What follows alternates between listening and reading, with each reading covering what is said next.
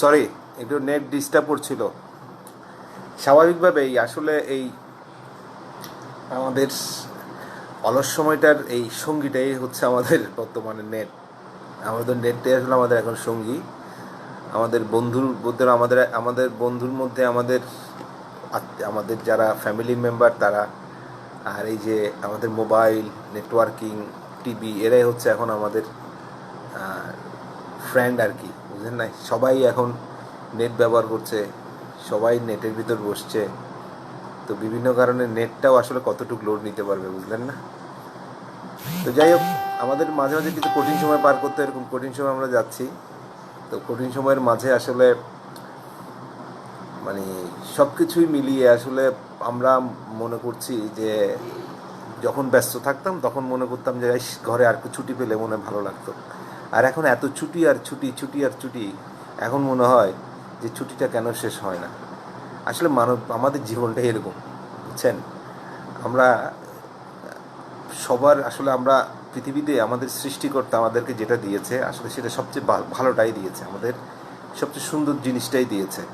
সেই সুন্দর জিনিসটাকে আমরা আমাদের মতো করে রাখি। আসলে আমরা যেটা চাই, দেখবেন যে মনে হয় যে না ওইটা মনে হয় ভালো, আবার মনে হয় যে না এটা মনে হয় ভালো। আসলে পৃথিবীতে সৃষ্টিকর্তা মানুষকে যেভাবে রেডি করে প্যাক করে দিয়েছেন, মানুষকে যে মেধা দিয়েছেন, যে বুদ্ধি দিয়েছেন, যে কার্যক্রমে প্রতিটা মানুষের যে কাজে তাকে লাগে, মানে যে কাজে যে ইনভলভমেন্ট আছে পৃথিবীতে সৃষ্টিকর্তা, সেই ইনভলভমেন্টটাই হচ্ছে সেই মানুষের জন্য সর্বশ্রেষ্ঠ সময়। আমরা এখন চার দেয়ালের মাঝে বন্দি আছি, বন্দির মধ্যেও আসলে কী করবো মাঝে মাঝে বুঝতে পারছি না। আমি আবার চিন্তা করছি আমার ব্যস্ততার সাথে কীভাবে আমি খাপ খাওয়াবো। তো এখন তো এটাতে হ্যাবিচুয়াল হয়ে যাচ্ছি। সেই আপনার ঘরে ঢুকেছি সেই 20 তারিখে, 20 কি 21 তারিখের দিকে ঘরে ঢুকলাম। আজকে প্রায় পুরোপুরি 1 মাস। তার উপরে অন্য অন্য ছুটির সময় তো বের হওয়া যায়, এখানে আসলে বের হওয়াটাও, বের না হওয়াটা মোরাল রেসপন্সিবিলিটির মধ্যে পড়ে। স্বাভাবিকভাবে আমাদের, বিশেষ করে আমরা যারা যারা শিক্ষিত জনগোষ্ঠী আছে, আমরা তো সবাই, আমরা সবাই তো আসলে নিজেদেরকে একজন যথাযথ শিক্ষিত জনগোষ্ঠী বলতে পারি। হ্যাঁ, আমরা তো আসলে moral responsible citizen of the country, our country. হ্যাঁ, মোরাল রেসপন্সিবল সিটিজেন যেহেতু আমাদের বাসায় থাকাটাও এটা আমাদের রেসপন্সিবিলিটির ভিতরে পড়ে যাচ্ছে। তো রেসপন্সিবিলিটির ভিতরে পড়ে যাওয়ার কারণেই আমরা আসলে বের হতেও পারছি না। কারণ আমার এলাকায় আমি একদিন এমনি একটু বের হলাম, বের হওয়ার পরে স্বাভাবিকভাবে আমার এলাকায় আমি একটু সবার সাথে মিলেমিশে চলি।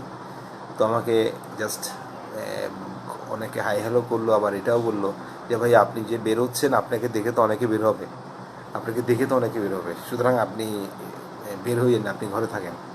তো আসলে ঘরে থাকাও একটা যুদ্ধের মতো। মানে প্রতিটা কাজই আসলে আমরা যে কাজে আমরা অভ্যস্ত, সেই কাজের বাইরে গিয়ে অন্য কোনো কাজ করতে গেলে স্বাভাবিকভাবে আমাদের একটু আমরা একটু প্রবলেম ফেস করি, ঠিক না?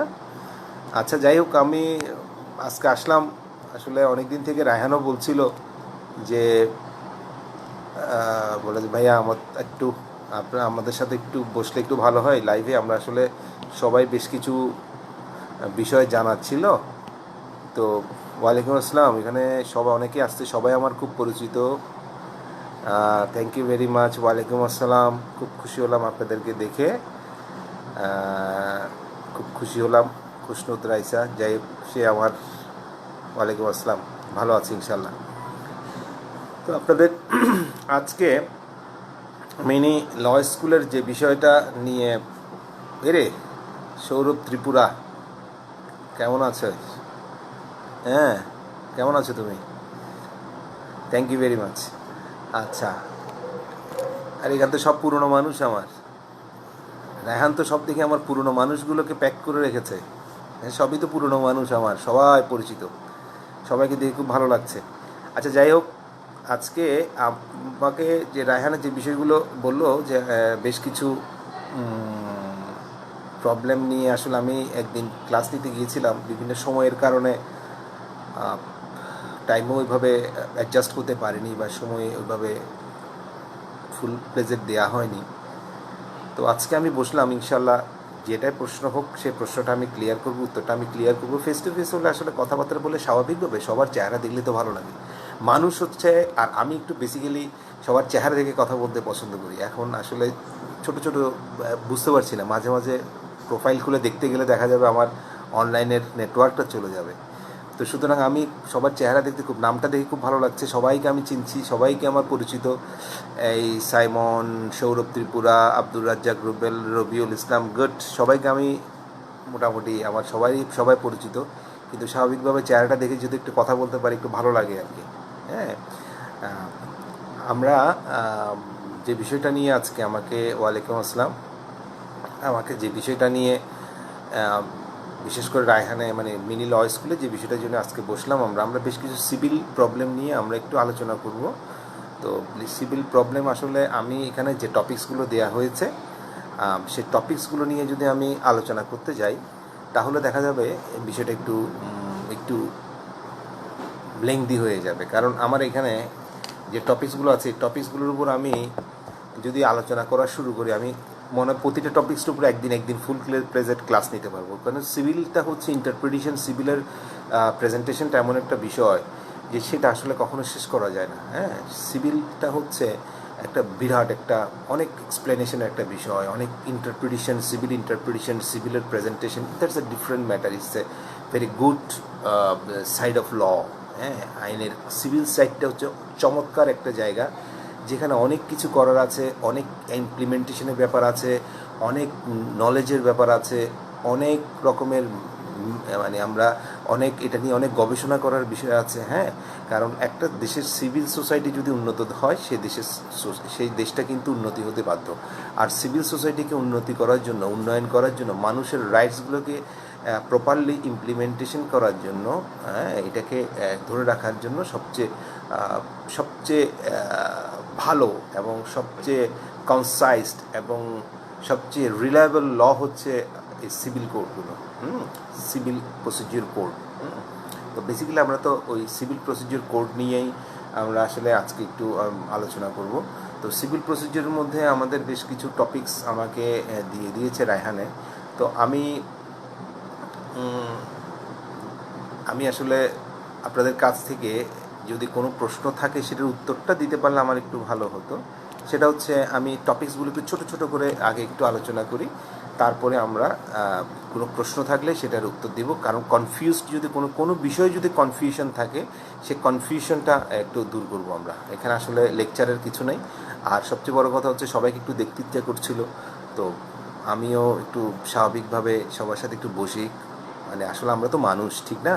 আমরা মানুষ, আর মানুষ তো হচ্ছে সামাজিক জীব। হ্যাঁ, সমাজ এটা আমাদের মানে অনেক বেশি পাওনা যে আমরা আসলে একটা আজ থেকে যদি 10 বছর আগেও আপনি চিন্তা করেন, এভাবে নেটে বসে যে সবাইকে দেখছি আমি, এই যে মতিউর রহমান, ফারিয়া ইসলাম, এই যে সবাই নামটা আমি দেখতে পাচ্ছি, আপনারা যে আমাকে দেখতে পাচ্ছেন, এটা কিন্তু আজ থেকে 10 বছর আগেও সম্ভব ছিল না। হ্যাঁ, তো তারপর আমরা আমাদের সৃষ্টিকর্তার কাছে আমরা অনেক কৃতজ্ঞ, আমাদের সরকারের কাছে আমরা অনেক কৃতজ্ঞ যে এই সময় আমরা এখন ঘরে থাকলেও আমরা নিজেদের মতো করে নিজেরা একটা পৃথিবীর মধ্যে করে আমরা নিজেরা একটা অনলাইন গসিপিং বলতে পারেন, অনলাইন একটা আড্ডা আমরা সৃষ্টি করতে পারছি। এটা একটা অনেক বড় ব্যাপার। হ্যাঁ, তো আমরা যে বিষয়টা আমাকে বলা হয়েছিল আমি একটু ব্রিফ করি। তারপরে আসলে ব্রিফ করতে গিয়ে যে বিষয়টা আমি স্বাভাবিকভাবে আমার নেচারটা একটু ডিফারেন্ট মানে আমি আসলে খুব গদ বাঁধা কিছু বলতে পছন্দ করি না। আমি আসলে যেটা বলি খুব ইজিলি বলার চেষ্টা করি। সেটা হচ্ছে আমার বিষয়টা হচ্ছে আমি সবসময় যেটা মনে করি আগে বিষয়টা আমাকে বুঝতে হবে, বোঝার পরে আমি যা করার তাই করতে পারবো। দেখেন, আপনারা all are brilliant. Law student মানি, লয়ার মানি ব্রিলিয়েন্ট, কারণ শব্দটার আগেই তো লার্নের যোগ করা হয় অ্যাডভোকেটদের আগে, ঠিক না? তার উপরে লর স্টুডেন্ট ইটস ব্রিলিয়েন্ট, এটা বলতে হবে, এটা নিয়ে কোনো ডাউট নেই। সেটা যেভাবেই হোক, সেটা আপনার অনার্সের লয়ার হোক বা লর সাইডের হোক, লর স্টুডেন্টটা হচ্ছে আমরা ধরে নেই, এবং এটা আমি না, প্রতিটা সোসাইটি ধরে নেয়। হ্যাঁ, ল মানি তার সমাজ সম্পর্কে, পরিবেশ সম্পর্কে, বিশ্বর আইন সম্পর্কে ভালো জ্ঞান আছে, সেটা আমরা ধরে নিই। হ্যাঁ, সুতরাং ধরে যেখানে নিব সেখানে আসলে আমার ওভাবে কিছু বলার কিছু নেই। সেখানে হচ্ছে আমরা যেখানে একটু কনফিউজড হব, যেখানে আমাদের কিছু কনফিউশন থাকবে, সেই কনফিউশনগুলো আমরা একটু দূর করার চেষ্টা করব। হ্যাঁ, সেই যদি কি আমাকে প্রশ্ন করলে আমি প্রশ্নটা উত্তর দিব। আমি এখানে টপিকসগুলো যেখানে বলা হচ্ছে সেগুলো একটু করে আমি আলোচনা করি। সেটা হচ্ছে প্রথমে আছে return and rejection of plaint, return and rejection of plaint. তারপর হচ্ছে adjournment in civil case. Adjournment civil কেসে কোন কোন সময় অ্যাডজর্নমেন্ট হয়, আর কখন প্লেন রিটার্ন হয় এবং প্লেন কখন রিজেক্টেড হয়। তারপর হচ্ছে এডিআর অ্যান্ড ইটস এফেক্টিভনেস। তারপর হচ্ছে সুট ভ্যালুয়েশন, হ্যাঁ, মামলার মূল্যমান। এক্সিকিউশন অফ ডিক্রি, একটা ডিক্রির এক্সিকিউশনটা কীভাবে হয়। তারপরে হচ্ছে ওয়াকালতনামা। তারপরে হচ্ছে ইনজাংশন। তারপর দেওয়া হচ্ছে এখানে ট্রান্সফার অফ সুট, মামলার যে ট্রান্সফার হয় এক কোর্ট থেকে আর কোর্টে ট্রান্সফার হয় সেই বিষয়টা। তারপর হচ্ছে did of right, record of right, did and record of right. তারপর হচ্ছে procedure of civil case out of civil sweet, মানে সিভিল স্যুট থেকে যে ক্রিমিনাল কেসগুলো উদ্ভূত হতে পারে সেটার প্রসিডিউরটা কীভাবে হয়। হ্যাঁ, সেই বিষয়গুলো এখানে টপিক্সে দেয়া হচ্ছে। আসলে এই টপিক্সগুলোর উপরে কারো কোনো প্রশ্ন থাকলে আমি যদি উত্তরটা দিতে পারি, কারো যদি কনফিউজ, কারণ আমি জানি এই বিষয়গুলোতে সবার বেসিক নলেজটা সবার আছে। এখন যে বিষয়টা হচ্ছে অনেক সময় আমরা কিছু কিছু বিষয়, আমি নিজেও আসলে অনেক বিষয় আমরাও নিজেও কনফিউজড হয়ে যাই। বিভিন্ন সিভিল মামলায় আমরা যখন বিভিন্ন মামলার শুনানি করতে যাই, বিভিন্ন মামলা যখন কোর্টের কাছে সাবমিশন রাখতে যাই, সামটাইমস উই বিকাম কনফিউজড। হ্যাঁ, কারণ আমার কাছেও মনে হয় যে এই বিষয়টা এরকম হবে কিনা। তখন আমরা কিন্তু বই দেখে বা সিনিয়রদের সাথে আলোচনা করে বা নিজেদের মধ্যে আইনের বিষয়গুলো দেখে এটাকে কনফিউশনটা দূর করি। তো আমরা সবাই কম বেশি কনফিউশন থাকি। তবে আমরা চেষ্টা করব যে এইখানে যদি কারো কোনো প্রশ্ন থাকে সেই প্রশ্নগুলোকে আমরা চাচ্ছি একটু করে নেওয়ার জন্য। হ্যাঁ, আমরা চাচ্ছি সেটাকে আমরা একটু সেই আমাদের কনফিউজটাকে একটু দূর করে দেওয়ার জন্য। হ্যাঁ, আমি তাহলে ছোট্ট করে করে আগে শুরু করি, তারপর কারো কোনো প্রশ্ন থাকলে প্রশ্নের উত্তরটা দিব। আসলে আমরা এত বেশি প্যাকড হয়ে গেছি যে প্রশ্নের উত্তর থেকে আমি যেটা করি সেটা হচ্ছে আমি সাধারণত এই এনজয় করতে পছন্দ করি। ঠিক আছে, এনজয় করতে পছন্দ করি এই কারণে আমি প্রায় সময় ঘরে মানে নিজে ছেলেদেরকে নিয়ে বিভিন্ন স্টাইলে, বিভিন্ন বিষয় নিয়ে, বিভিন্ন বক্তব্য নিয়ে, বিভিন্ন বিষয় নিয়ে খুব মজা করি। হ্যাঁ, আমার অনেক রকমের কথা লেখে, অনেকের টপিকস দেয় এখানে, কিন্তু আমার কেন জানি মনে হয় আমার ছেলে, আমার ওয়াইফ, আমার আমাকে কেন জানি ঘরে মানে আমি নিজে বোর্ড হয়ে যাচ্ছি, কিন্তু তারা আমাকে নিয়ে কোনো বোর্ড হচ্ছে না। ঠিক আছে, তো এইটা হচ্ছে আসলে একটা আমার সৌভাগ্য বলবো আমি। কারণ আমি অনেকের হয়তো অনেক দিন কিন্তু আমি কখনো আসলে হই না। কারণ পৃথিবীতে যদি কেউ কাউকে মানে স্বাভাবিকভাবে আমার ফ্যামিলি মেম্বারদেরকে তো আমি সবাইকে পছন্দ করি। আমার ফ্যামিলি মেম্বারকে যখন কাউকে যদি খুব বেশি পছন্দ করে বা কাউকে যদি আপনার মনে হয় যে হিউম্যান বিংকে তো আমরা আসলে সবাই পছন্দ করি, সবাই আমরা নিজেরাও পছন্দ করি। তো স্বাভাবিকভাবে ফ্যামিলি মেম্বারদেরকে যদি কখনো আপনি ওইভাবে পছন্দ করেন, পছন্দের জায়গাটা যদি ওই জায়গাতে রাখেন, আসলে কেউ বোর হওয়ার কথা না। আসলে ফেসবুকে বিভিন্ন সময় বিভিন্ন রকমের টপিকস দেখে হয়তো আনন্দ করার জন্য অনেকে দেয়, আমার মনে হয় না কেউ কোনো বোর হচ্ছে। কারণ আমাদের ফ্যামিলিরা, আমার যেটা মনে হয় আর কি, আমাদের বাচ্চারা,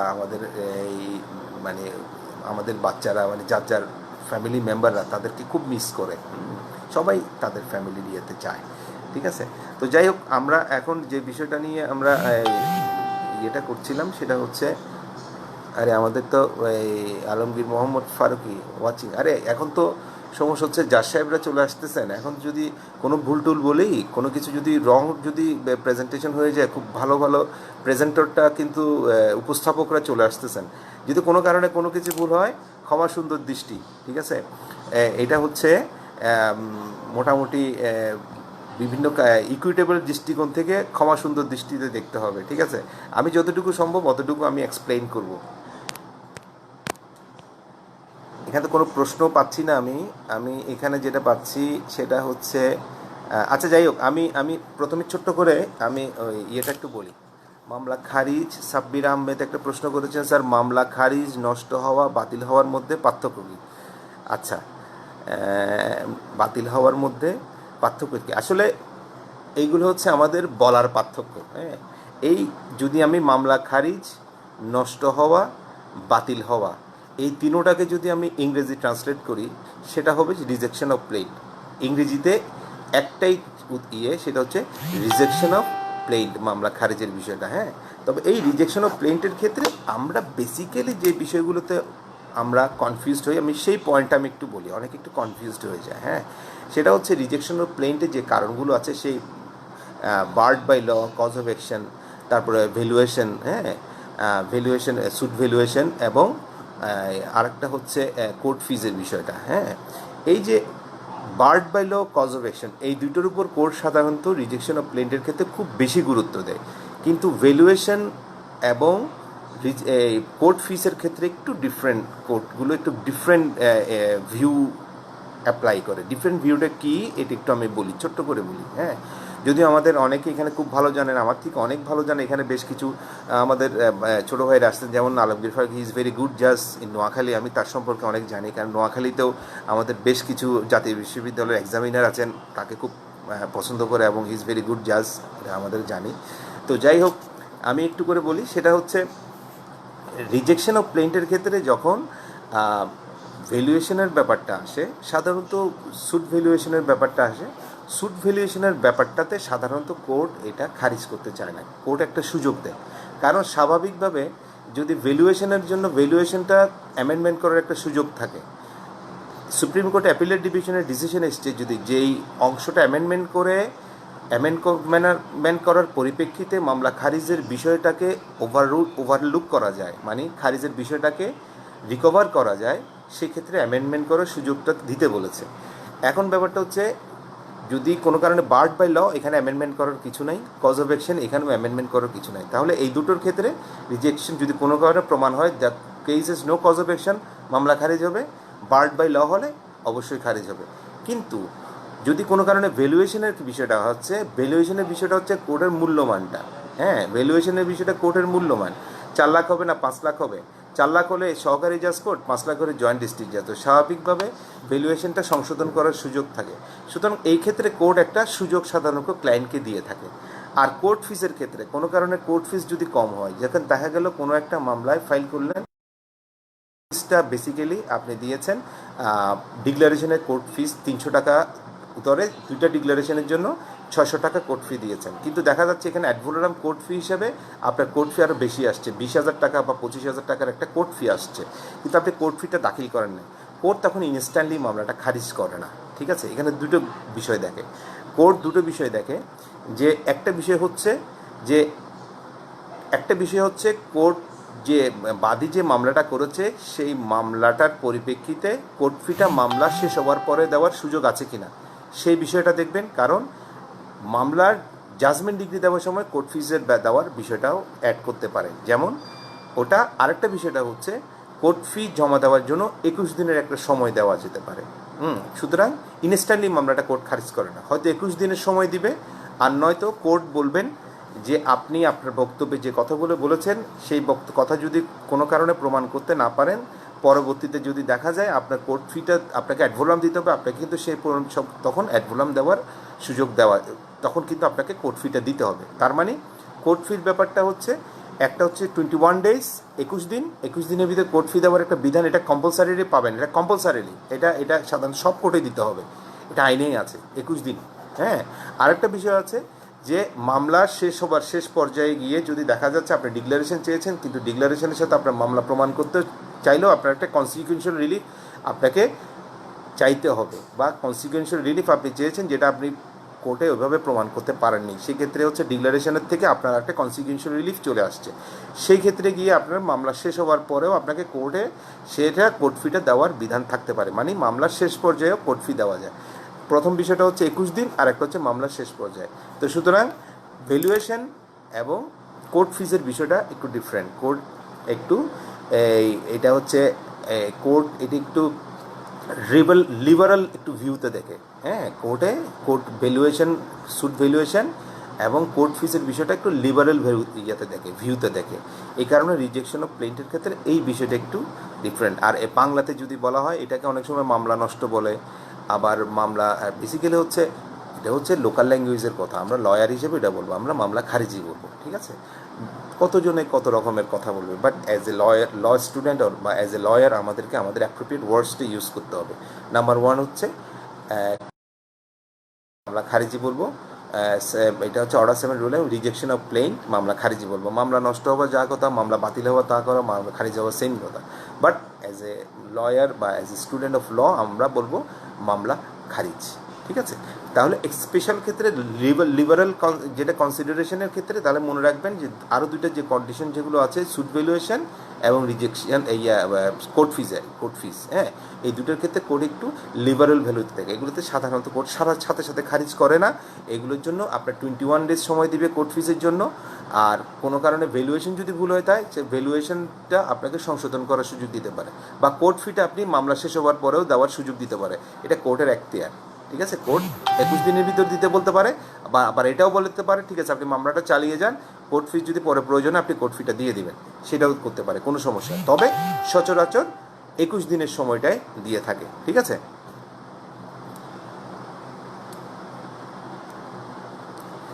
ইন্টারপ্লিডের মামলা, আচ্ছা, ইন্টারপ্লিডের মামলাটা হচ্ছে, আমি খুব সংক্ষিপ্ত আকারে বলি, ইন্টারপ্লিডের মামলাটা হচ্ছে যেই মামলাতে বাদীর কোনো ডিসপিউটেড প্রপার্টির উপর কোনো শর্ত থাকে না, মানে ওনার প্রপার্টির উপর কোনো শর্ত নাই, বাট সেই প্রপার্টির বিপরীতে ওনার একটা ঋণ আছে। হ্যাঁ, ধরেন কোনো একটা আপনি কোনো একটা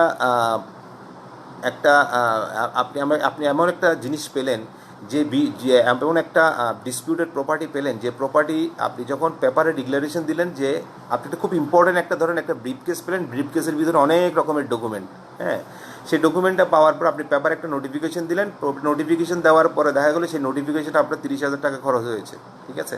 কিন্তু দেখা গেল যে আপনার এছাড়াও আরও অনেক কিছু খরচ হয়েছে। সেক্ষেত্রে দেখা গেল যে করিম এসেও এটা দাবি করছে, রহিম এসেও দাবি করছে, দ্যাট মিনস ওই ব্রিফ কেস কিন্তু আপনার না, আপনি কিন্তু সেটা দাবি করছেন না, দাবি করছে করিম এবং রহিম। কিন্তু দেখা গেল এই করিম এবং রহিমের ভিতর কার এই বিষয়টা, এই জিনিসটা কার, সেটা আপনি ফাইন্ড আউট করতে পারছেন না। আবার আপনার ওই বিষয়টা দেওয়ার জন্য বা ওই বিষয়টা যথাযথ মালিকের কাছে ফিরিয়ে দেওয়ার জন্য আপনি বেশ কিছু টাকাও খরচ করেছেন, তার মানে সেই ডিসপিউটেড প্রপার্টির উপর আপনার একটু ঋণ কিন্তু রয়ে গেছে সেই বিষয়টার উপর। দেখা গেল আপনি সেটা ফেরত দেওয়ার জন্য, প্রকৃত মালিকের কাছে দেওয়ার জন্য আপনি কোর্টে গিয়ে একটা দরখাস্ত দিলে, একটা মামলা করলেন যে এই প্রকৃত মালিকটাকে আইডেন্টিফাই করে সেটা ফেরত দেওয়া হোক। এই ক্ষেত্রে যিনি সত্যবান উনিও বিবাদী হবেন, যিনি বিবাদী উনিও বিবাদী হবেন। তার মানে যে প্রপার্টি, যে জিনিসটা, যে আপনার যে ব্রিফ কেসটা করিমও দাবি করছে, রহিমও দাবি করছে, কারণ করিম বা রহিমের ভিতরে দুজনের থেকে যে কোনো একজন ব্রিফ কেসটা পাবে, যে কোনো একজন এটার মালিক, কিন্তু আপনি এটা ফাইন্ড আউট করতে পারছেন না।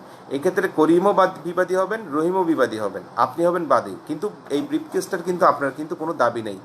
আপনি দাবি করছেন কি আপনার টাকাটা, যে আপনি যে 30,000 টাকা যে আপনি করে খরচ করেছেন, পেপার ডিক্লারেশন দিয়ে খরচ করেছেন বা বিভিন্ন জায়গায় গিয়ে খরচ করেছেন, সেই টাকাটা দাবি করছেন। দ্যাট মিনস ডিসপিউটেড প্রপার্টির উপরে বাদীর কোনো থাকে না, বাদীর কোনো দাবি থাকে না। ওইখানে ডিসপিউটের উপরে যিনি দাবি থাকবেন, যারা দাবি করবেন সবাই এখানে বিবাদী হবে। বেসিক্যালি দাবি যিনি করবেন ওনারা সবাই বিবাদী হবে। ইন্টারপ্লিডার স্যুট হচ্ছে ইন্টারপ্লিডার, হ্যাঁ, প্লিডিংসের মধ্যে প্লিডিংস। আবার এই ইন্টারপ্লিডার স্যুট যদি কোনো একটা ওই প্রপার্টি নিয়ে বা ওই বিষয়টা নিয়ে যে অন্য কোনো মামলা থাকে, তাহলে কিন্তু চলবে না।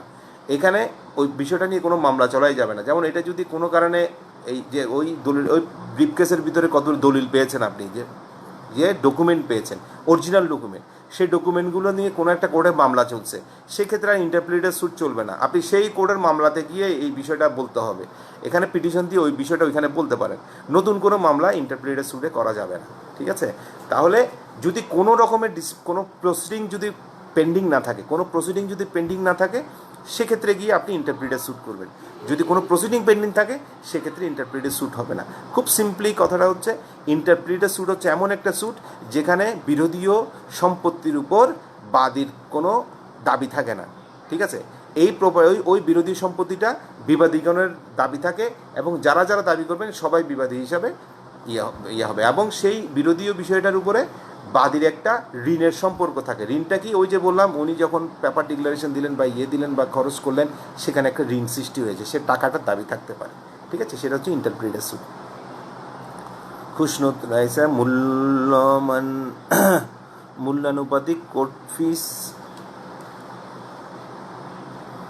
মূল্যানুপাতিক কোর্ট ফিসটা কিভাবে হিসাব করা হয়? আচ্ছা, মূল্যানুপাতিক কোর্ট ফিসটা হিসাব করা হচ্ছে এখানে কোর্ট ফিস। আচ্ছা, খুশনুদ রাইসা একটা চমৎকার প্রশ্ন করেছে যে অ্যাডভোলোরাম কোর্ট ফি যেটা আমরা দেই প্রপার্টির মূল্যের উপর যে কোর্ট ফিসটা দেয় সেটা কীভাবে হিসাব করা হয়। দেখেন, এটা আসলে আমরা অনেকে একটু কনফিউজ থাকি।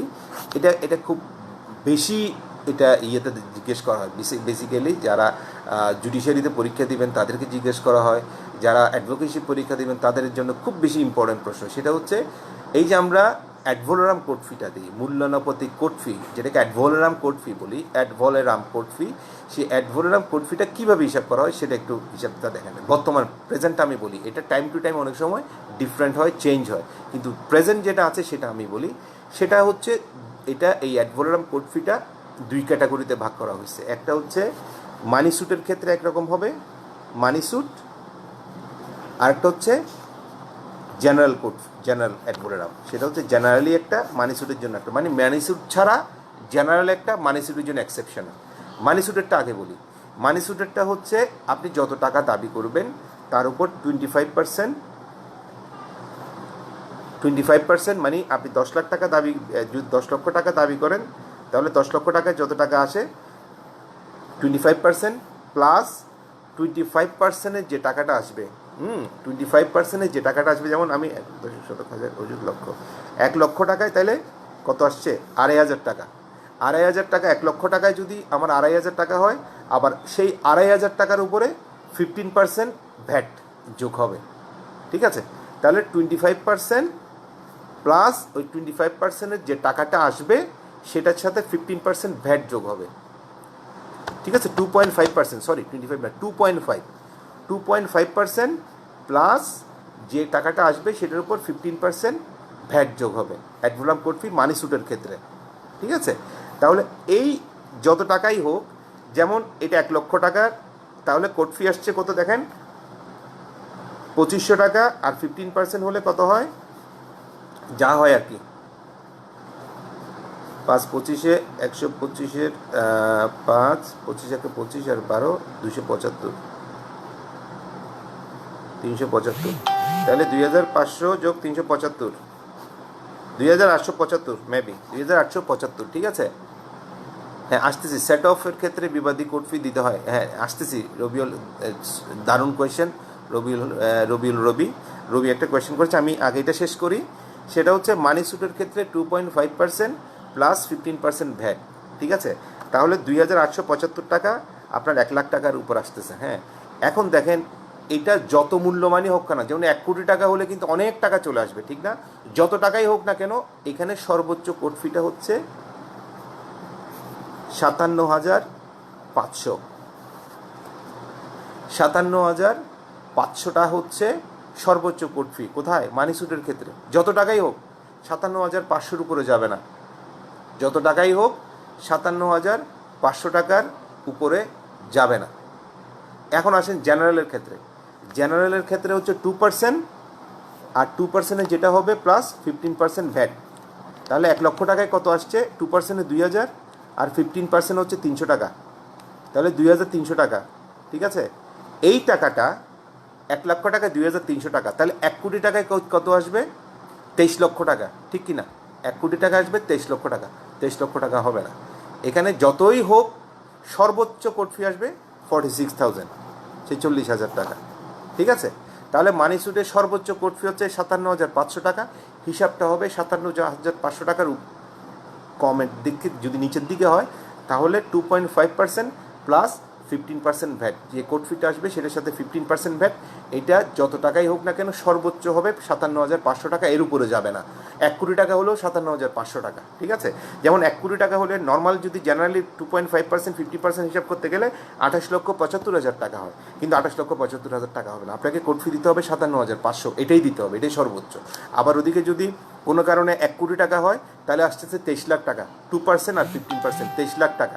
তাহলে 23 লাখ টাকা আপনাকে দিতে হবে না, আপনাকে সর্বোচ্চ কোর্ট ফি দিতে হবে 23,000 টাকা। তাহলে এইটাই হচ্ছে হিসাব। তাহলে এই মানি স্যুট একরকম, জেনারেল স্যুট একরকম। ঠিক আছে? এই হচ্ছে কোর্ট ফির হিসাব। এরপরে হচ্ছে প্রশ্ন করেছে একজনে একতরফা ডিগ্রির, আর কোনো কোয়েশ্চেন আছে কি না দেখি। আচ্ছা, সেট অফ আচ্ছা, মূল্যানুপাতিক কোর্ট ফি গেল। তারপর হচ্ছে রবি প্রশ্ন করেছে সেট অফের ক্ষেত্রে কি বিবাদীকে কোর্ট ফি দিতে অবশ্যই দিতে হবে। সেট অফের ক্ষেত্রে বিবাদীকে অবশ্যই কোর্ট ফিতে দিতে হবে, ঠিক আছে। সেট অফ যদি বিবাদী চায়, কারণ এটা বিবাদীর পক্ষের রিলিফ, হ্যাঁ।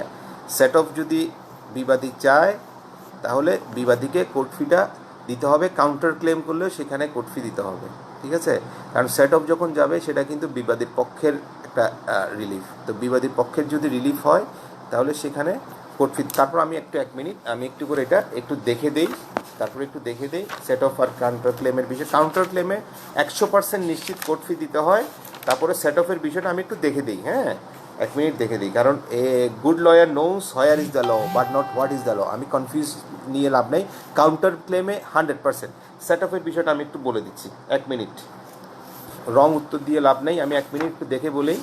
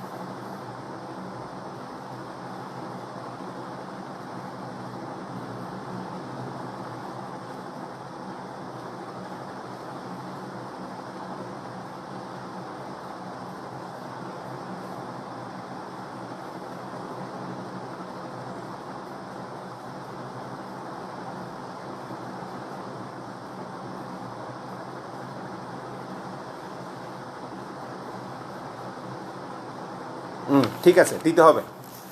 বলা হচ্ছে যে যদি কোনো রকমের সেট অফ চায় যে প্লেন্টিফ যেভাবে রিলিফ চেয়েছে ঠিক সেভাবে প্রসিডিওরগুলো মেনটেন করতে হবে, এই কথাটা বলা হচ্ছে। যদি প্রসিডিওরগুলো মেনটেন করে, প্লেন্টিফ যেহেতু মামলা করার সময় কোর্ট ফি দিয়েছে তাহলে বিবাদীকেও দিতে হবে। কাউন্টার ক্লেমে মাস্ট দিতে হয়, সেট অফেও দিতে হবে। লেখা আছে এখানে যে both the parties must fill the defendant's claim to set off the same character as they fill in the plaintiff's suit. হ্যাঁ, সেম ক্যারেক্টার হবে, সেম ক্যারেক্টারের হবে। তাহলে যদি সেম ক্যারেক্টারের মামলা হয় বাদীর মতো, তাহলে অবশ্যই এটার কোর্ট ফিটা দিতে হবে। সেট অফ যদি চায় বিবাদীকে কোর্ট ফি দিতে হবে। কাউন্টার ক্লেম করলেও কোর্ট ফি দিতে হবে। এটা যেহেতু বাদীর মামলাতে বিবাদীকে রিলিফ দিচ্ছে, সেহেতু বিবাদীকে দিতে হবে। তারপর হচ্ছে একতরফা ডিগ্রির রেস জুডিকেটা হিসাবে কাজ করে কিনা। একতরফা ডিগ্রি রেস জুডিকেটা হিসাবে কাজ করে কিনা, রেস জুডিকেটা হিসেবে কাজ করে কিনা এটা আসলে মামলাটার নেচারটার উপর নির্ভর করবে। হ্যাঁ, যেমন আপনার একতরফা ডিগ্রিতে কোনো কারণে সাধারণত সচরাচর যদি আমরা দেখি, হ্যাঁ, মানে একতরফা ডিগ্রিটা কেমনে হয়েছিল সেটা আগে বুঝতে হবে। যদি এমন হয় একতরফা ডিগ্রিতে বিবাদী কখনো হাজিরই হয়নি, হ্যাঁ, কখনো হাজিরই হয়নি, কন্টেস্টিং হিয়ারিংয়ে হয়নি, ঠিক আছে। যদি সেরকম হয়, যদি ওই ধরনের কোনো কিছু দেখা যায়, তাহলে এটা একতরফা ডিগ্রি, এটা রেস জুডিকেটা হিসেবে কাজ করবে না। বিবাদীর উপর কখনো নোটিশই জারি হয়নি, বিবাদী কখনো হাজিরও হয়নি, মামলাটা একটা নোটিশ জারি দেখিয়ে দেখা যাচ্ছে মামলাটা একতরফা ডিগ্রি হয়ে গেছে, সেক্ষেত্রে এখানে একতরফা ডিগ্রি রেস জুডিকেটা হিসেবে কাজ করার কোনো সুযোগই নেই। এখানে কোনো কন্টেস্টিং ডিগ্রি হয় না। যদি এমন হয় ওই মামলাটাতে বাদী হাজির হয়েছে, ঠিক আছে, বাদী হাজির হয়েছে, বাদী বর্ণনাও দিয়েছে, বর্ণনা দেওয়ার পরে কোনো একটা সময় বাদী সেখান থেকে উদাও, ঠিক আছে। যদি এমন হয়, যদি সেম জিনিস হয় যে বাদী এখানে হাজির হয়েছে মামলার সম্পর্কে, that means it's depends upon the knowledge, তার মানে that means the circumstantial position এটা বলে দিবে যে এটা রেস জুডিকেটা হবে কি হবে না। যদি এমন হয় বাদী কখনো হাজিরই হয়নি, আপনি নোটিশ কতগুলো জারি দেখিয়ে আপনি মামলাটা একতরফা করে ফেলেছেন, সেক্ষেত্রে রেস জুডিকেটার প্রশ্নই আসে না, হ্যাঁ, সেটা হবে না। কিন্তু যদি এমন হয় যে বিবাদী এখানে হাজির হয়েছে, কন্টেস্ট করেছে এবং জবাবও দিয়েছে, সব কিছু বলেছে, এই আপনার বাদীর সাক্ষীর সময়ও দেখা গেল আপনি সাক্ষী দিয়েছে কিন্তু বিবাদী ক্রস করে নাই, এরপরে যদি এরকম কিছু হয় সিচুয়েশন, পরবর্তী দিকে ডিগ্রি দেওয়ার সময় কোর্ট একতরফা ডিগ্রি দিয়েছে কিন্তু দেখা যাচ্ছে ফুল নলেজটা বাদীর নলেজের মধ্যে আছে, সেই ক্ষেত্রে গিয়ে রেস জুডিকেটার কাজ করবে, এছাড়া রেস জুডিকেটার কাজ করবে না। দ্যাট মিনস প্রসিডিউরে কী হয়েছিল সেটার উপর ডিপেন্ড করবে এটা রেস জুডিকেটা হবে কি হবে না, ঠিক আছে। এছাড়া এমনি জেনারেলি রেস জুডিকেটা যদি কখনো বিবাদে হাজিরই না হয় সেক্ষেত্রে রেস জুডিকেটা হবে না।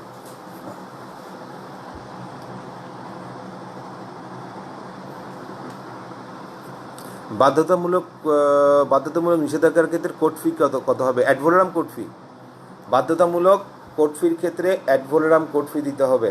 ঠিক আছে, রবি প্রশ্ন করেছেন বাধ্যতামূলক নিষেধাজ্ঞার ক্ষেত্রে কোন কোর্ট ফি কত দিতে হবে। এখন বাধ্যতামূলক নিষেধাজ্ঞাটা কী ধরনের? আপনার যদি এই বাধ্যতামূলক নিষেধাজ্ঞাটা যদি কোনো মোকদ্দমা আকারে আসেন, সেক্ষেত্রে আপনাকে যদি ডাইরেক্ট ফুল একটা মোকদ্দমার মতো করে আপনি আসলেন এটা, হ্যাঁ, সেক্ষেত্রে আপনাকে এটা অ্যাড ভ্যালোরাম কোর্ট ফি দিতে হবে। আপনি একটা মামলা করলেন, মামলা করার সাথে একটা ডিক্লারেশন চাইলেন, ডিক্লারেশনের সাথে বাধ্যতামূলক একটা নিষেধাজ্ঞার পিটিশন চাইলেন, বাধ্যতামূলক নিষেধাজ্ঞার একটা প্রেয়ার চাইলেন, তাহলে ডিক্লারেশনের সাথে কনসিকুয়েন্সিয়াল রিলিফ হিসেবে আপনি বাধ্যতামূলক কোর্ট ফি চাইলেন, সেখানে আপনাকে অবশ্যই অ্যাড ভ্যালোরাম কোর্ট ফি দিতে হবে।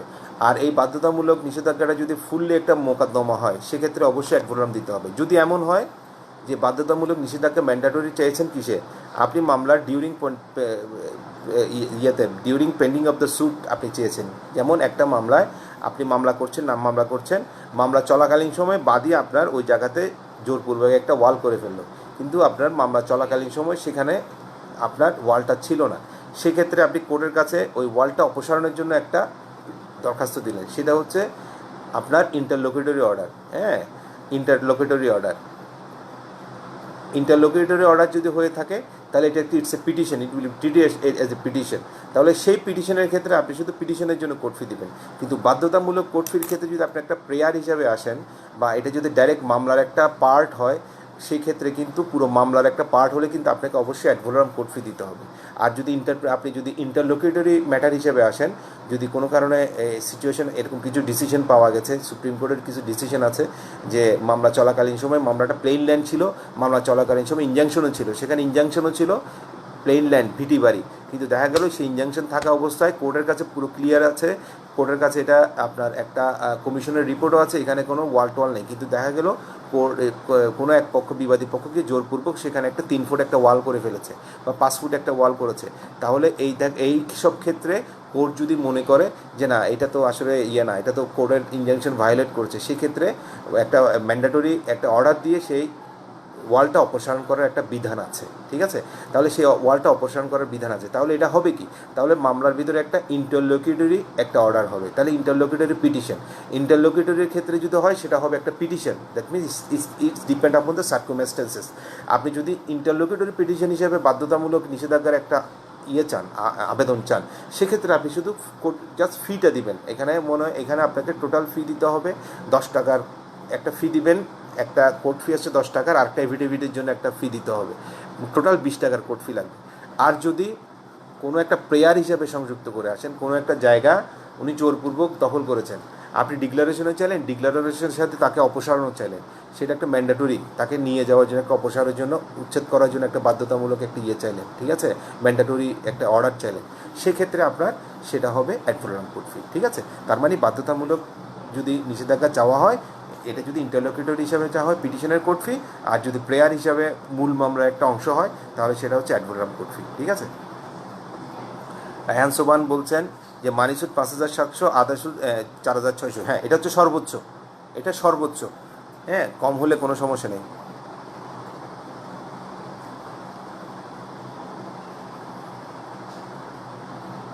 মানি সুদ 2.5% পার 15%।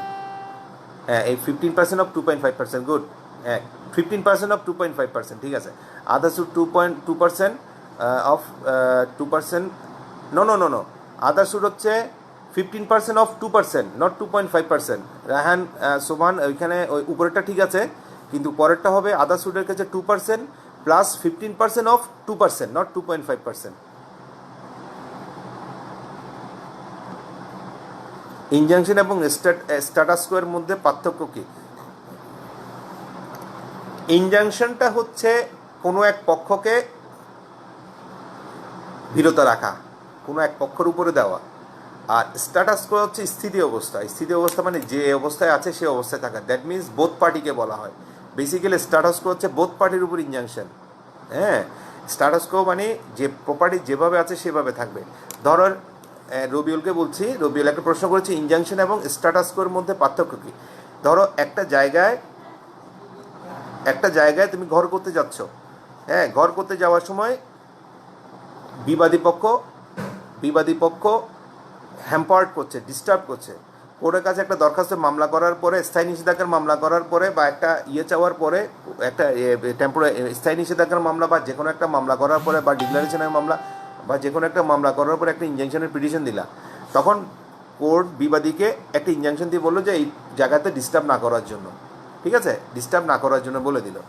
আবার যদি এমন হয় যে কোর্ট বলে যে না, both the party maintain the status quo, that means বিবাদীকে বলছে তুমি বাইরে আছো, বাইরেই থাকো, ওর জায়গায় ডিস্টার্ব করবে না, বাদীকে বলছে তুমি যে অবস্থায় আছে সে অবস্থায় থাকো, that's call the status quo. বাংলাটাতে বলা হচ্ছে স্থিত অবস্থা। Both the party in the same situation, that means বাদী যদি সেই জায়গায় দখলে থাকে, বাদীকে সেই জায়গায় দখলে থাকতে বলছে, বিবাদী যদি দখলের বাইরে থাকে, বিবাদীকে দখলের বাইরে থাকতে বলছে। আর তুমি যদি এখানে যদি জায়গার উপরে যদি ঘর করতে যাও, বিবাদী যদি ডিস্টার্ব করে, তাহলে যদি বলে যে ওর জায়গার, হ্যাঁ, ওর জায়গার ওর ওর ওর peaceful position, not to disturb the peaceful position on the peaceful position of the plaintiff, সেক্ষেত্রে যদি হয় তাহলে বিবাদীকে বলছে তুমি বাইরে থাকো, তুমি ডিস্টার্ব করবে না, ও ওর জায়গার মতো পিসফুল যেভাবে পজিশন আছে সেভাবে পজিশনে থাকবে। দ্যাট মিনস কনস্ট্রাকশন বলো, এই বলো সেই বলো, সবগুলো করার অধিকার তোমার কাছে থাকবে। কিন্তু স্ট্যাটাস কোর ক্ষেত্রে শুধু দখলে যেভাবে আছে সেভাবে থাকবা, তুমি যদি কনস্ট্রাকশন করতে যাও সেটাই করতে পারবে না, আর যদি তুমি এখানে কোনো ওয়াল করতে যাও সেটাই করার কোনো সুযোগ নেই। সেখানে যদি তোমার ঘর থাকে, ঘরে যেভাবে আছো সেভাবেই থাকতে হবে। স্ট্যাটাস কো মানে মামলা করার সময় প্রপার্টিটা যে অবস্থায় আছে সে অবস্থায়, বাদী যদি দখলে থাকে বাদী দখলে থাকবে, যে অবস্থায় আছে সে অবস্থায়। বাদী ওখানের উপর যেমন অন্য কোনো কনস্ট্রাকশন করতে পারবে না, বিবাদীও ঠিক সেখানে হ্যাম্পার করতে পারবে না। জাস্ট ইকুয়াল, মানে বাদী অবস্থায় থাকবে, বিবাদীর অবস্থায় থাকবে। কিন্তু ইনজাংশনের ব্যাপারটা হচ্ছে এক পক্ষকে মানা করা, এক পক্ষে বলবে তুমি আসবা না এখানে। তার মানে যিনি দখলে থাকবেন বা যিনি কাজ করবেন বা যার পক্ষে ইনজাংশনটা দেওয়া হচ্ছে, সে যা ইচ্ছা ওই প্রপার্টিটা এনজয় করতে পারবে, কোনো সমস্যা নেই। কিন্তু স্ট্যাটাস কোর ক্ষেত্রে এনজয়ের বিষয়টা হচ্ছে কোনো কনস্ট্রাকশন করতে পারবে না, কোনো অন্য কিছু করতে পারবে না, যে অবস্থা আছে, যে পজিশন আছে, ঠিক সেই পজিশনে থাকতে হবে। দ্যাট মিনস এটা ওয়ান কাইন্ড অফ দোনো পক্ষের উপরে বলা যায়, ঠিক আছে। এই হচ্ছে ডিফারেন্টটা, ঠিক আছে। ইনজাংশনটা দেয় একজনের উপর, স্ট্যাটাস কো আসলে বোথ দ্য পার্টি স্ট্যাটাস কো থাকে। কারণ স্ট্যাটাস কো অর্ডারে যখন কখনো যদি স্ট্যাটাস কো অর্ডার থাকো, দেখবা লেখা থাকে both the party is directed to maintain the status co, both the parties লেখা থাকে। ইনজাংশনের ক্ষেত্রে বোথ দ্য পার্টির লেখা থাকে না। ইনজাংশনের ক্ষেত্রে লেখা থাকে directed not to defendant is direct not to disturb the peaceful position of the suit land of the plaintiff, এভাবে লেখা থাকে। ইনজাংশন দেওয়া থাকে সাধারণত একজনের উপরে, স্ট্যাটাস কো সাধারণত বোথ পার্টি লেখা থাকে।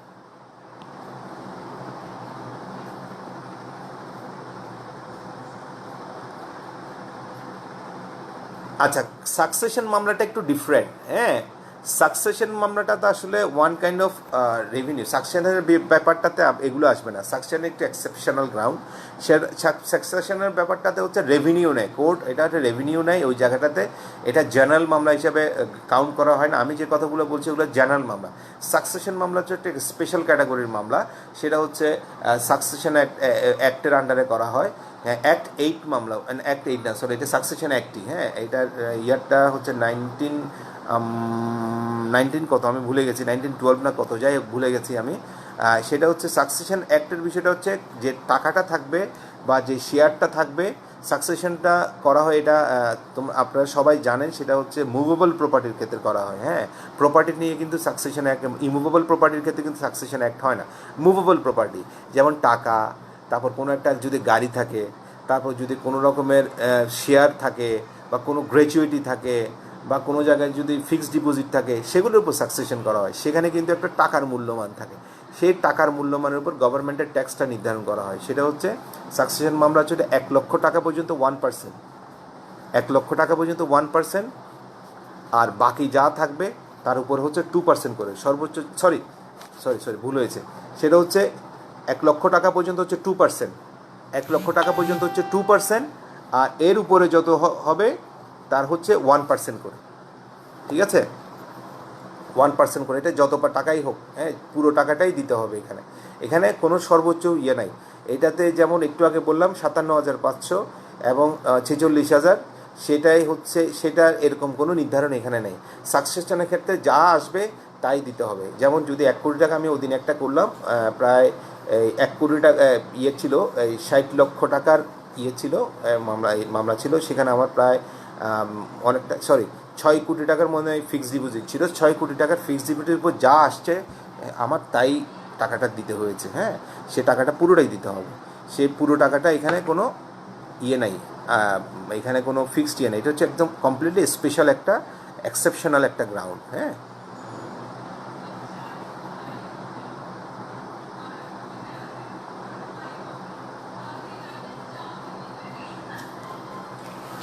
সেকশন 10 হচ্ছে আব্বাস আলী একটা ইয়ে দিয়েছেন, রেস জুডিকেটা রেস সাব জুডিস, এর সাথে সিপিসির সেকশন 12-এর ইয়েটা কি, বেসিক পার্থক্যটা কি। সেকশন 10 হচ্ছে সাব জুডিস আর সেকশন 11 হচ্ছে রেস জুডিকেটা। সেকশন 12-এ বলেছে, সেকশন 12-এর বিষয়টা হচ্ছে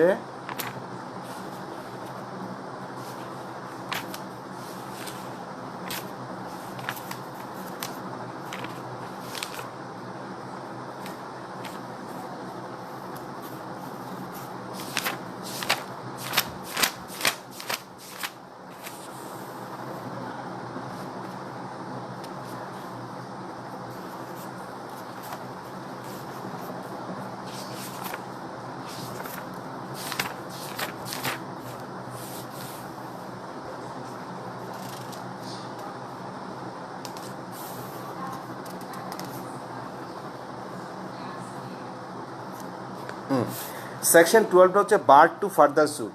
হ্যাঁ, বার টু ফার্দার স্যুট সেটা হচ্ছে যে বেসিক পার্থক্যটা আসলে এখানে যে where the plaintiff is precluded from rules from institute of further suit in the respect of the particular case cause of action, he shall not be entitle to institute a suit respect of such cause of action in any court to the, এটা আসলে খুব বেশি কোনো ইয়ে না, এখানে লেখাই আছে over the above the doctrine of res judicata the following provision bar fresh suit in respect of the same cause of action. That means এটা হচ্ছে সেকশন 10 এর সাথে কোনো সম্পর্ক নাই, এই সেকশন 12টা সম্পর্কিত হচ্ছে সেকশন 11 এর সাথে। ঠিক আছে, সেকশন 11 এর সাথে রেস সাব জুডিসটা হচ্ছে সেকশন 10 এর কথা। আর রেস জুডিকেটাটা হচ্ছে এখানে ফার্দার স্যুট বার টু, এখানে বার টু ফার্দার স্যুট। হ্যাঁ, অন্য আর রেস জুডি সাব জুডিসের বিপরীতটা হচ্ছে স্টে অফ দ্য স্যুট, এখানে স্টের কথা বলা হয়নি। রেস জুডিকেটার যে বিষয়টা সেটাই আসলে বেসিক্যালি সেকশন 12-এ একটু অ্যানালাইসিস করে বলা হচ্ছে কোন কোন ক্ষেত্রে কী কীভাবে কিছু আরও কিছু গ্রাউন্ড আছে, এটাকে একটু ইয়ে করা হচ্ছে।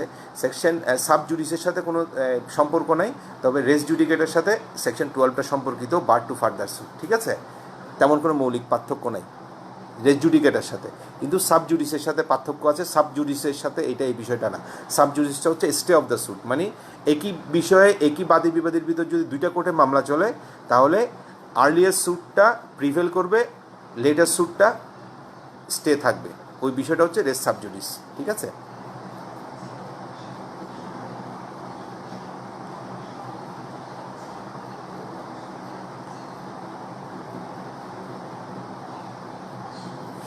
অর্ডার 21 হচ্ছে এক্সিকিউশন, ঠিক না? অর্ডার 21টা সম্ভবত এক্সিকিউশন নিয়ে, ঠিক কি না?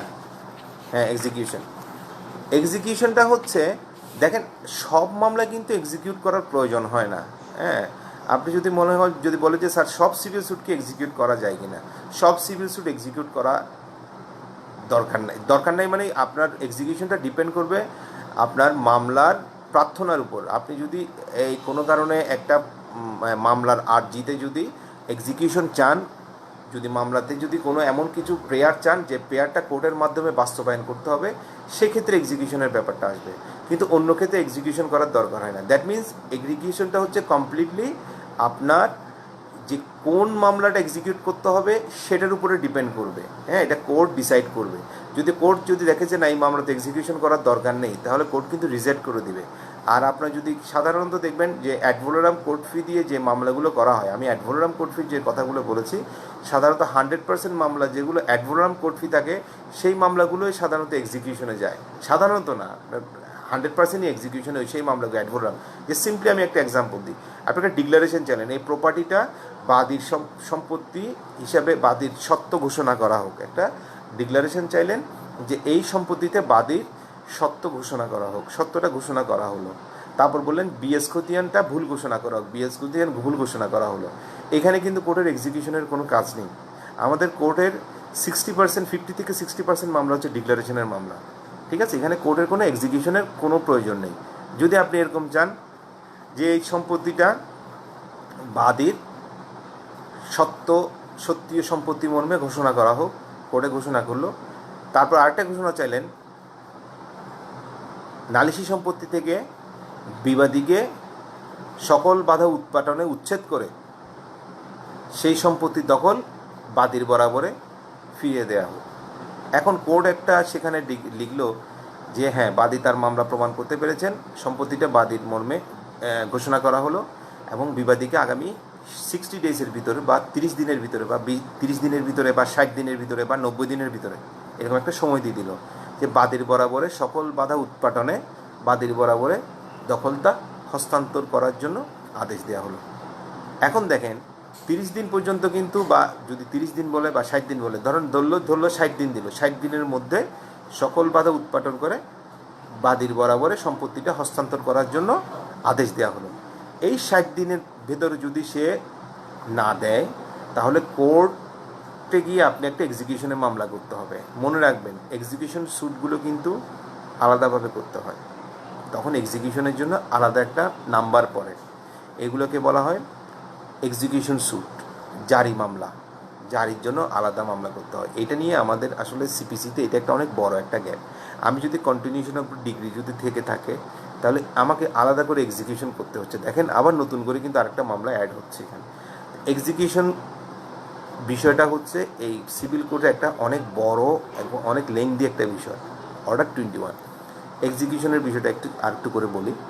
সেটা হচ্ছে এই যে 60 ডেজের মধ্যে যদি আপনাকে কোনো কারণে বাদীকে যদি সে প্রপার্টি হস্তান্তর না করে, তাহলে বাদী গিয়ে একটা এক্সিকিউশন মামলা করবে, যে 60 দিন কোর্টে এভাবে জাজমেন্টের কপিটা দিয়ে একটা মামলা করবে যে আমাকে ডিগ্রি দেওয়া হয়েছিল এবং 60 দিনের ভিতরে ফেরত দেওয়া হয় না, এই জন্য আপনি একটা এক্সিকিউশন একটা ফর্ম আছে, সেই ফর্মটা ফিল আপ করে কোর্টের মাধ্যমে সেই জায়গাটা বিবাদীকে উচ্ছেদ করে বাদীর বরাবর হস্তান্তরের জন্য একটা মামলা করবে।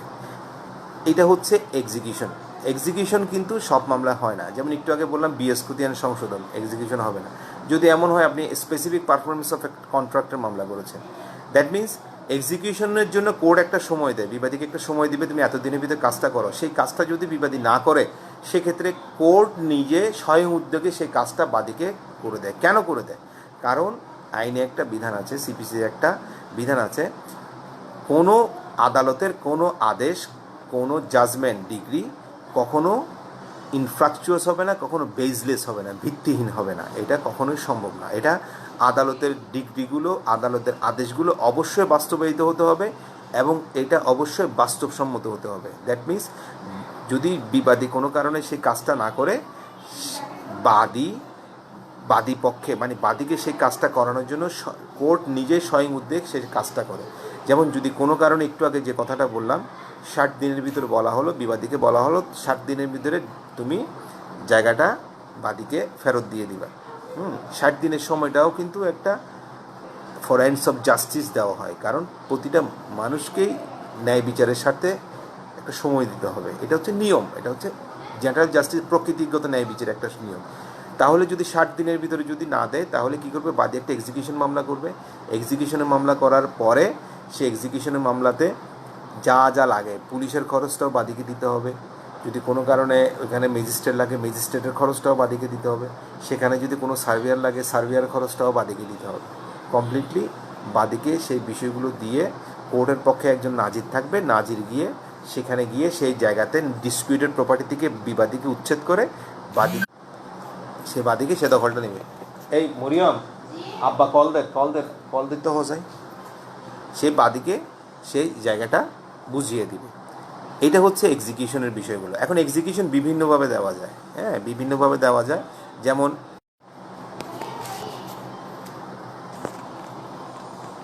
এক্সিকিউশন বিভিন্নভাবে দেওয়া যায়, সেটা হচ্ছে এক্সিকিউশন বিভিন্নভাবে দেওয়া যায়। দেখো একটু আগে যেমন বললাম যে যদি প্রয়োজন হয় বিবাদীকে উচ্ছেদ করে বাদীকে দিয়ে দিবে, সেটাও এক্সিকিউশন দেওয়া যায়। আবার অনেক সময় স্পেসিফিক